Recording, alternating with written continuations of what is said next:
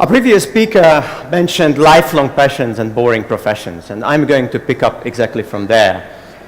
With the story, about 10 years ago, I met a vibrant young lady from Shanghai, let's call her Nora, who was the daughter of two painters. They gave her one piece of career advice: never become an artist.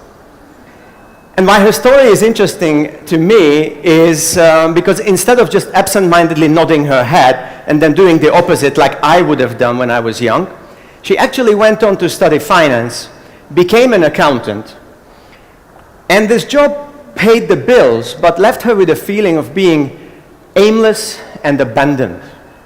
She was sitting there in a silent cubicle, wondering why she couldn't be as focused and systematic as the colleagues around her.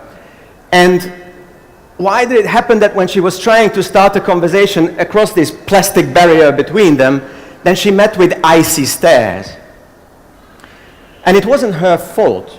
Actually, like many smart and talented, hardworking people, she listened to advice that was well-intentioned, but sent her, as a Chinese proverb says, climb a tree in search of fish.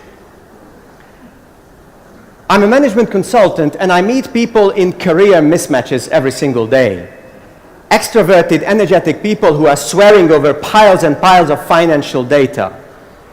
Kind-hearted helpers who are absolutely terrified to let others down if they miss an ambitious sales target. These are talented people who keep asking themselves the question, what is wrong with me? And listening to their stories gave me an important realization. I think parents, educators, and bosses, they recreate such vicious circles by giving advice that ignores perhaps the most important element of a successful career, which is personality. Personality is something that defines your thoughts and defines your actions. It is the key to your future success, but also causes your worst frustrations. I would like to invite you for a quick exercise that you have to do a little bit later. When we start the coffee break, start observing people how differently they behave in a situation like this. There will be people who jump into an uninvited conversation with a defenseless stranger, something like this. Hi. Hi. And there will be people who try to get away from them, hiding behind the coffee cup and slowly backing towards the exit. And what you will see there is the most obvious of human personality traits that we call extroversion. Extroverted people are born with a desire to engage in intensive human interaction, whereas people who are introverts, they do engage when they have to or they need to, but most of the time they guard their privacy. And observations like this are thousands of years old. The first known personality classification system was by an ancient Greek doctor called Hippocrates and consisted of 4 so-called temperaments. And although modern psychology rejects his medical hypothesis, but the idea that our personality has something like 4 basic building blocks has weathered the test of time surprisingly well and inspired psychologists like Carl Gustav Jung and Alfred Adler. And then through them, the scientific assessment systems that we use in modern management.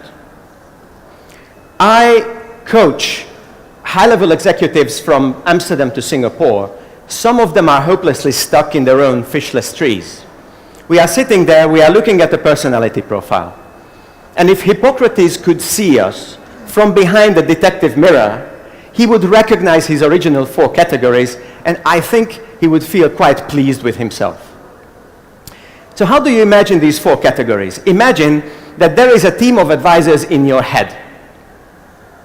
There is a determined salesperson. There is a fun but neurotic entertainer. There is a kind-hearted helper. And there is a reliable but annoying tax advisor. When you have to make an important decision, you can hear these people quarreling inside your head, and usually one of them wins out. And which one defines your character? Modern personality science added color to this equation, and they didn't choose the colors randomly. Through cultures and ages, Red has stood for courage.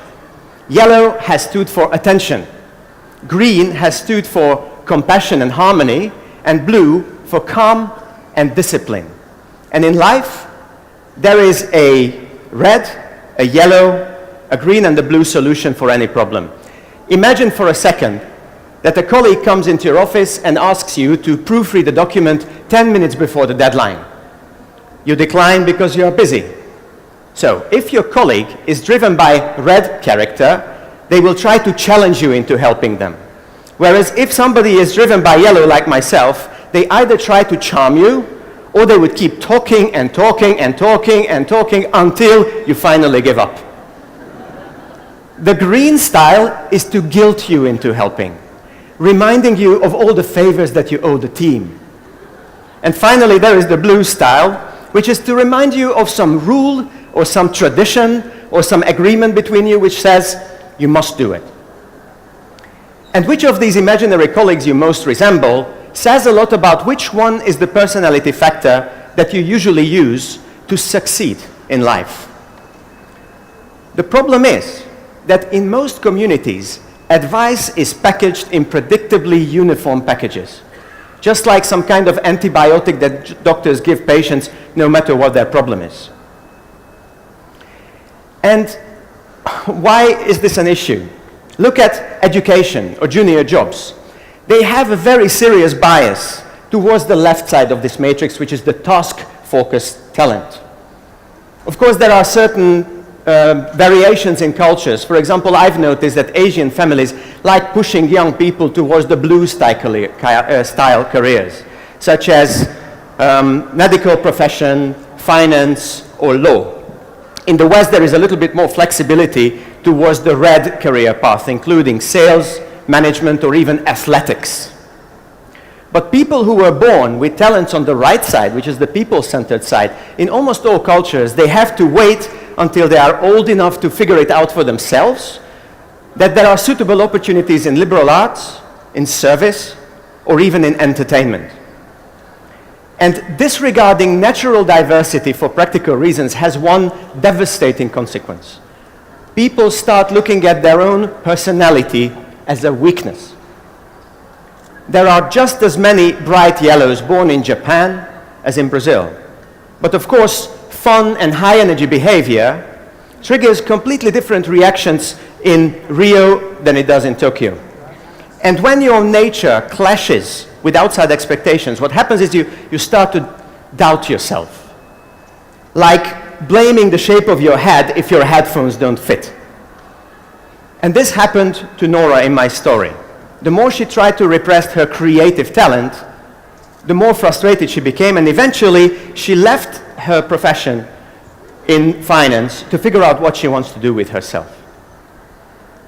If we can believe labor statistics, half of this audience this afternoon is in a comparable situation, either looking for a job or considering to change a job. But even if you're comfortable in your current employment, you periodically have to rethink who you want to be. And at these times, sometimes you will ask yourself the question, what is wrong with me? I would like to tell you there is nothing wrong with you. What's happening is you're struggling with three very stubborn myths that I find behind most mismatches between passion and profession. The first myth that I want to show you is that to be dispassionate or even disappointed with your job is no big deal. It's just growing up. Essentially, this is the life philosophy of my lorry driver uncle, who could have convinced young Elvis Presley that there was no money in playing music, young Elon Musk that it was impossible to fly a car to space, and of course Steve Jobs that Apple was a stupid name for a company. And the more we hear such voices, the louder they become in our heads, but like many loudspeakers, they often play the wrong message, because advice has a tendency to follow the character and the life situation of the person who gives it. Whereas scientific evidence shows that happy and successful people, they look at their career in the light of their own personality and make adjustments when they need to. Now, if so much advice is misguided, then how do you know who you really are and who you should be? And this brings me to the second myth, that modern life rewards conformity over individuality. And I understand why so many people think that way. It seems that we live our lives to the rhythm of traffic, to the rhythm of work. We do this in buildings that are cloned from each other. And all those things that brought color around us, books and greeting cards and theater shows, they seem to disappear in this little black box that we call a tablet. I think that some people who are one of the thousands of employees in a factory or in an office building could feel no more unique than one confused little pixel in this big screen behind me. But I must assure you that nobody wants you to change your nature the way we change the color of a pixel. The very companies that provide the phones, the screens, the tablets, they use personality systems in order to figure out your desires, your life choices, and your habits. They use advanced brain research to support these 4 personality factors. And they watch you from the cloud. They assess your natural risk tolerance, the size of your social network, your proactiveness, your flexibility. All of these things depend on your personality. So let's see, how can you find out what these tech companies already know about you without lying in a brain scanner? You can observe. After all, this is what they do. They just observe behavior and they draw conclusions about personality. People send out thousands of signs which reveal their personality, and they are very easy to observe, even in your office. Do you have a colleague who sits at the desk and right angles everything on their desk? Their computer, their pen, their sandwich, their phone? And if you're not careful, these people will rearrange your desk as well. Have you noticed that some people come to work dressed for success, while others come in a homey hoodie? The first one is the red style, the second one is the green style. Lunch breaks, they are tremendous opportunities to watch people who are red style. They are ruthlessly efficient, they are multitasking while they are eating. There are people who are driven by their yellow, they are hunting down lunch companions. There are people who just go with the flow, which is the green. And there are always a colleague or another one who has a rule or a schedule or a principle for anything that you can eat or you cannot eat, which is the blue. The more you observe others, the clearer your own colors will become to you and the opportunities that they entail. But to make use of those opportunities, I have to take you to one more, a third myth. A lot of adults I know, from intern to CEO, believe that it's too late for them to change. There is a devastating myth that says that as you stop growing in height, you also become unable to pick up a new skill or adopt to new life circumstances or even learn a new language. I could give you scientific evidence about to refute that, but instead I want to see a show of hands. How many of you wants to make life adjustments, lifestyle changes after you retire? I put up my hand because I want to live differently after I retire. So how many of you want to live a little bit differently then? More than half of the room. Why don't we think that it's too late to change then? I think it's quite ironic. Next time you feel too old to change, visit somebody who has recently retired and did something like signed up for Vietnamese cooking courses or established a coin collecting club. Because talent is like a muscle. It's going to feel sore after a couple of years of neglect, but the more you use it, the more strength and confidence you gain. Like Nora. Years after she quit as an accountant, I met her in a networking club. And she told me she found a perfect way to combine her training in finance with her creative talent. She was working for the marketing department of a top sports brand. Now, I'm not saying you have to quit your job if you don't want to, because there are countless ways to combine these 4 colors. And of course, your path is unique and so is mine. But if you find a neglected color in your personality, please try to rewrite your job description if you can. Or if you cannot, at least make adjustments in your daily routine. You certainly can do that. Maybe what will happen to you is that you will discover a creative streak in an otherwise quite systematic and boring job, like Nora did and like our previous speaker did. Or maybe you are going to be the organizing force behind a messy team of innovators. In either case, it's possible and it's important to let your true color guide you from passion to profession. Thank you very much.